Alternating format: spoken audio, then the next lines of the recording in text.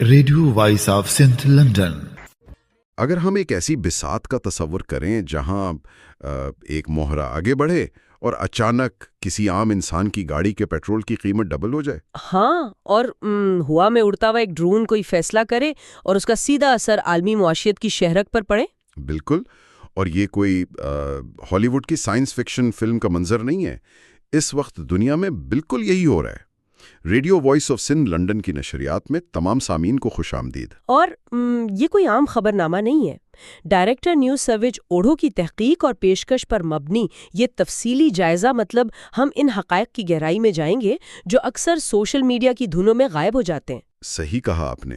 ہمارا مقصد موجودہ امریکہ، اسرائیل اور ایران کی اس کثیر الجہتی جنگ، یا جسے ملٹی ڈائمینشنل وار کہتے ہیں، اس کا ایک بالکل غیر جانبدارانہ جائزہ لینا ہے۔ بالکل، اور اس جائزہ کا سب سے اہم پہلو یہ ہے کہ ہم مختلف عالمی تھنک ٹینکس اور عسکری رپورٹ سے وہ معلومات نکال رہے ہیں جو عام طور پر نظر انداز کر دی جاتی ہیں۔ تو شروع کرتے ہیں اس بساط کے سب سے واضح حصے سے، یعنی زمینی جنگ سے۔ میدان جنگ میں اس وقت کچھ ایسی چیزیں ہو رہی ہیں جن کی کسی تجزیہ کار کو توقع نہیں تھی۔ جی ہاں، حالیہ رپورٹس کے مطابق اسرائیل نے آپریشن رائزنگ لائن اور امریکہ نے آپریشن مڈ نائٹ ہیمر شروع کیا ہے۔ اور ان کا ہدف کیا ہے؟ ان کا اصل ہدف ایران کی اہم ترین جوہری تنصیبات ہیں، جیسے نتنز، فورڈو اور اصفہان۔ اور ایک بہت بڑا دعویٰ سامنے آیا ہے کہ امریکہ نے اپنے اسٹیلتھ بمبارڈ طیاروں سے ایران کا 50% میزائل ذخیرہ تباہ کر دیا ہے۔ 50%؟ ایک منٹ، یہ تو بہت بڑی بات ہے۔ مطلب اتنی آسانی سے؟ دیکھیں، یہ کوئی عام بم نہیں تھے۔ رپورٹس بتاتی ہیں کہ انہوں نے MOPS یعنی میسو آرڈننس پینیٹریٹرز استعمال کیے ہیں۔ اچھا، یہ عام بموں سے کیسے مختلف ہے؟ مطلب یہ ایسے بم ہیں جو زمین سے ٹکراتے ہی نہیں پھٹتے، یہ کئی فٹ اندر تک گھس کر ان انڈر گراؤنڈ بنکرز تک پہنچتے ہیں جہاں میزائل چھپائے گئے ہوں۔ اوہ، تو اسی لیے یہ 50% تباہی کا دعویٰ کیا جا رہا ہے۔ بالکل، لیکن جواب میں ایران نے بھی خاموشی نہیں دکھائی۔ انہوں نے اسرائیل کی ڈیمونا جوہری تنصیب اور آراد کے علاقوں پر کلسٹر بموں سے حملے کیے ہیں۔ ہاں، اور یہاں سے تو اصل حیرت شروع ہوتی ہے۔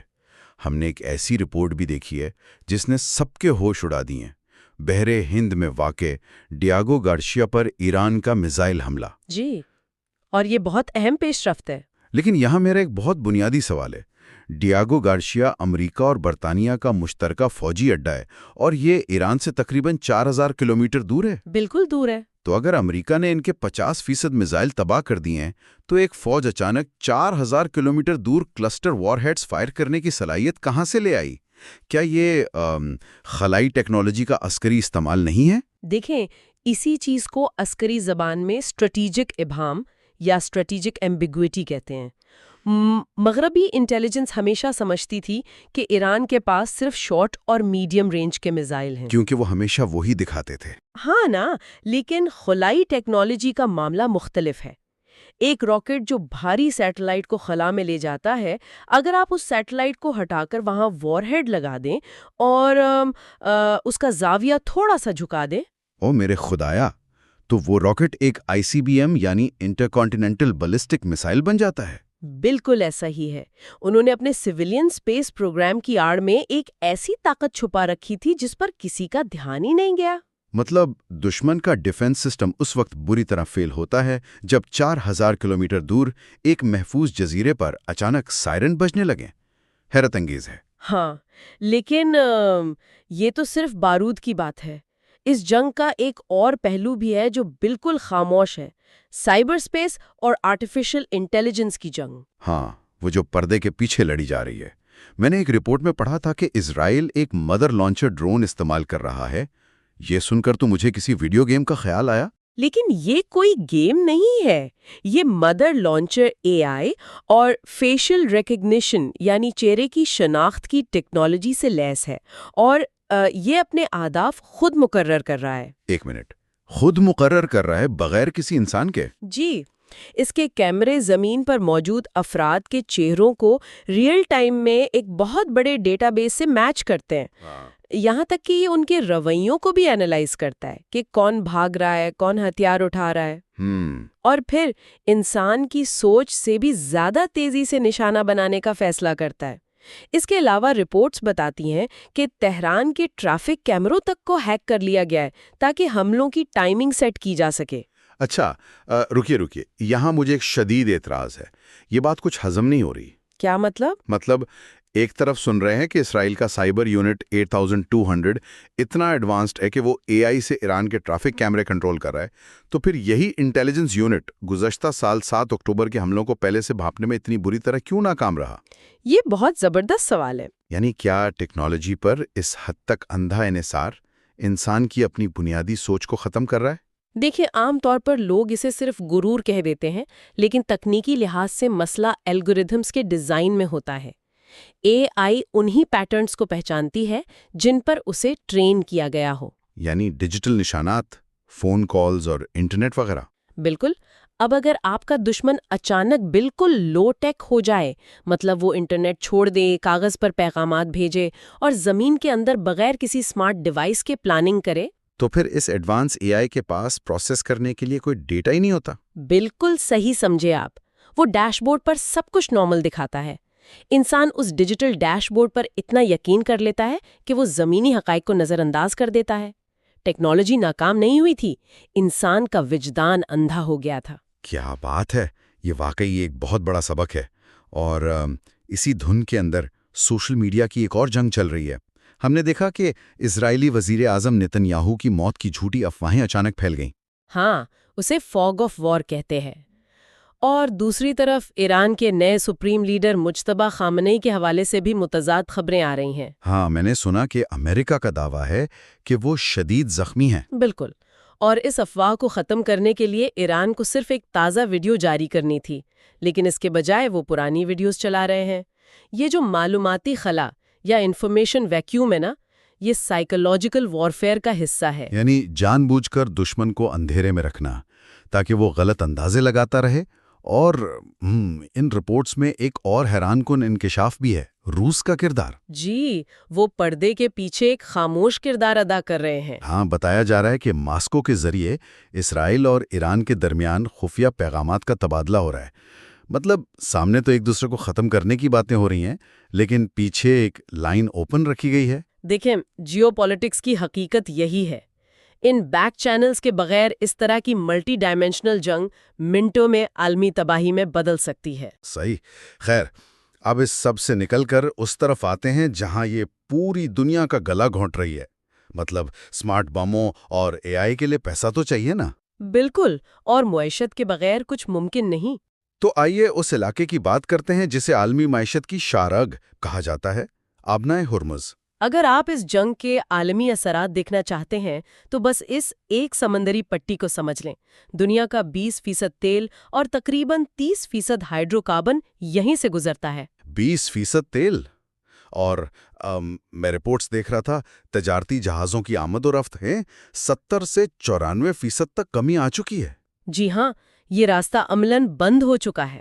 70 سے 94%، مطلب کسی نے پوری دنیا کی اکانومی کا سوئچ ہی آف کر دیا ہے۔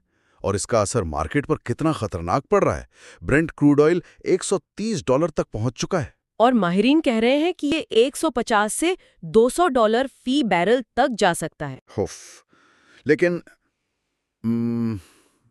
میں چاہوں گا کہ ہم سامعین کو یہ سمجھائیں کہ اس تیل کی قیمت کا ایک عام انسان کی خوراک، مطلب ڈبل روٹی یا آٹے کی قیمت سے کیا ڈائریکٹ تعلق ہے؟ دیکھیں، یہ ایک چین ری ایکشن ہے۔ جب تیل $200 پر جاتا ہے تو صرف پیٹرول مہنگا نہیں ہوتا، دنیا بھر میں فریٹ اور شپنگ کاسٹ آسمان کو چھونے لگتی ہے۔ یعنی ہر چیز کو لانے لے جانے کا خرچہ بڑھ جاتا ہے۔ ہاں، لیکن سب سے خطرناک اثر زراعت پر پڑتا ہے۔ خلیجی ممالک صرف تیل نہیں دیتے، وہ فرٹیلائزر یعنی کھاد بنانے کا را مٹیریل بھی سپلائی کرتے ہیں۔ اوہ، تو جب آبنائے ہرمز بند ہوتا ہے تو کھاد کی سپلائی رک جاتی ہے؟ بالکل، کھاد مہنگی ہوگی تو کسان فصل نہیں اگا پائے گا، فصل کم ہوگی تو عالمی سطح پر خوراک کی شدید قلت پیدا ہوگی۔ IMF نے تو باقاعدہ وارننگ دی ہے کہ معاشی ترقی سکڑ رہی ہے۔ یعنی آپ کے محلے کی دکان پر ملنے والی خوراک اس لیے مہنگی ہو رہی ہے چونکہ ہزاروں میل دور ایک سمندری راستہ بند ہے۔ یہ واقعی پریشان کن ہے۔ ایران پر حملوں کی حمایت کر رہا ہے اور دوسری طرف اپنی عوام کو مہنگائی سے بچانے کے لیے انہیں سمندر میں موجود ایرانی تیل پر سے عارضی پابندیاں ہٹانی پڑ گئی ہیں۔ ایک منٹ، یہ تو بہت بڑا تضاد ہے۔ مطلب آپ دشمن کے بنکرز پر بم گرا رہے ہیں اور دوسری طرف قیمتیں کنٹرول کرنے کے لیے اسی کا تین مارکیٹ میں بیچنے کی اجازت دے رہے ہیں۔ یہی تو گلوبلائز دنیا کا مسئلہ ہے۔ انرجی مارکیٹ اتنی جڑی ہوئی ہے کہ آپ دشمن کا گلا گھونٹتے ہیں تو تھوڑی دیر میں آپ کی اپنی سانس اکھڑنے لگتی ہے۔ معیشت کو دشمنی نہیں پتا، وہ صرف سپلائی اور ڈیمانڈ سمجھتی ہے۔ بالکل صحیح کہا آپ نے۔ اور جب معیشت کی سانس اکھڑتی ہے تو سیاستدانوں پر کیا گزرتی ہے وہ ہم دیکھ رہے ہیں۔ اس وقت واشنگٹن اور تل ابیب کے اندر ایک سیاسی بھونچال آیا ہوا ہے۔ ہاں، کیونکہ جنگ مفت میں تو نہیں لڑی جاتی۔ بالکل۔ حالیہ رپورٹس کے مطابق امریکی پینٹاگون نے کانگریس سے ایران جنگ کے لیے مزید $200 ارب کا ہوش ربا مطالبہ کیا ہے۔ $200 ارب۔ جی، اور وہ بھی ایک ایسے سال میں جب امریکہ میں انتخابات سر پر ہیں۔ یہی تو بات ہے۔ ایک طرف عام امریکی مہنگے پیٹرول سے پریشان ہے اور دوسری طرف ان کے ٹیکس سے $200 ارب کا بل مانگا جا رہا ہے۔ شاید اسی لیے صدر ٹرمپ کی طرف سے جنگ کو سمیٹنے کے بیانات آ رہے ہیں۔ انہیں بخوبی اندازہ ہے کہ اگر عوام کو پیٹرول پمپ پر اپنی جیب خالی کرنی پڑی تو اس کا غصہ سیدھا بیلٹ باکس پر نکلے گا۔ بالکل نکلے گا۔ اور آپ دیکھیں، ایک پول کے مطابق 56% امریکی اب یہ سمجھتے ہیں کہ یہ جنگ امریکہ سے زیادہ اسرائیل کے مفاد میں ہے۔ یعنی اندرونی دباؤ بہت بڑھ چکا ہے۔ اور خود اسرائیل کے اندر بھی تو حالات بہت خراب ہیں۔ جی ہاں، جنگی اخراجات، شمالی اسرائیل سے لاکھوں شہروں کی نقل مکانی، عوام اب اس جنگ کے فوائد پر کھلے عام سوال اٹھا رہی ہے۔ تو اس سب سے میرے ذہن میں ایک سوال ابھرتا ہے، کیا ہم دنیا کی تاریخ کے اس مقام پر پہنچ چکے ہیں جہاں بڑی طاقتیں ہتھیاروں کے زور پر شاید جنگ تو جیت سکتی ہوں لیکن مالی اور سیاسی طور پر وہ یہ جنگ لڑنے کی استطاعت کھو چکی ہیں؟ دیکھیں، غیر متوازن جنگ یا اے سیمیٹرک وارفیئر کا مقصد ہی یہی ہوتا ہے۔ دشمن جانتا ہے کہ وہ B-2 بومبار کا مقابلہ نہیں کر سکتا، اس لیے وہ ایسا طریقہ اپناتا ہے جو سپر پاورز کا معاشی اور سیاسی خون نچوڑ لے۔ یعنی اصل جیت ہتھیار تباہ کرنا نہیں بلکہ دشمن کے معاشرے کی جنگ برداشت کرنے کی صلاحیت کو ختم کرنا ہے۔ بالکل درست۔ واہ، واقعی ایک بہت ہی گہرا اور چشم کشا تجزیہ ہے۔ آئیے اب اس تفصیلی جائزے کو سمیٹتے ہیں۔ جی ضرور۔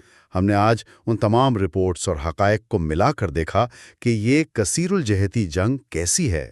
ہم نے MOP بموں کی تباہی دیکھی اور ڈیاگو گارسیا تک مار کرنے والی اس خلائی ٹیکنالوجی کو سمجھا جسے چھپا کر رکھا گیا تھا۔ اور ہم نے سائبر سپیس میں AI ڈرونز اور اندھے ڈیجیٹل انحصار کے نقصانات پر بھی بات کی۔ اور سب سے بڑھ کر وہ شہرگ آبنائے ہرمز جس کی بندش نے عالمی معیشت اور خوراک کو یرغمال بنا لیا ہے اور جس کا سیدھا بوجھ ان ممالک کی اندرونی سیاست پر پڑ رہا ہے۔ یہ جنگ اب صرف میزائلوں کی نہیں رہی، یہ ہر گھر کے کچن تک پہنچ چکی ہے۔ بالکل پہنچ چکی ہے۔ تو پروگرام کے اختتام پر ہم اپنے سامعین کے لیے ایک بہت گہرا سوال چھوڑے جا رہے ہیں، اس پر ضرور سوچئے گا۔ آج کے دور میں اگر ایک ملک روایتی ہتھیاروں کے بجائے صرف ایک اہم سمندری گزرگاہ کو بند کر کے دنیا کی سپر پاورز کو گھٹنے ٹیکنے پر مجبور کر دے تو کیا ہمیں یہ نہیں سوچنا چاہیے کہ مستقبل کی جنگوں میں اصل طاقت کس کے پاس ہوگی؟ بالکل، یہ سوچنے کا مقام ہے۔ کیا طاقت اس کے پاس ہوگی جس کے پاس بہترین آرٹیفیشل انٹیلیجنس ہے، یا اس کے پاس جس کا جغرافی پر کنٹرول ہے؟ ٹیکنالوجی جیتے گی یا جغرافی؟ بہت ہی زبردست سوال ہے۔ Radio voice of Sindh London کی جانب سے پیش کیے گئے اس تفصیلی جائزے پر ہمیں آپ کی رائے کا انتظار رہے گا۔ اپنا فیڈ بیک ہمیں info@radiovoiceofsindh.com پر ضرور ارسال کریں۔ جی، ہم آپ کی ای میلز کا انتظار کریں گے۔ ڈائریکٹر نیوز سوچ اوڑھو اور ہماری پوری ٹیم کی طرف سے اگلی نشریات تک کے لیے خدا حافظ۔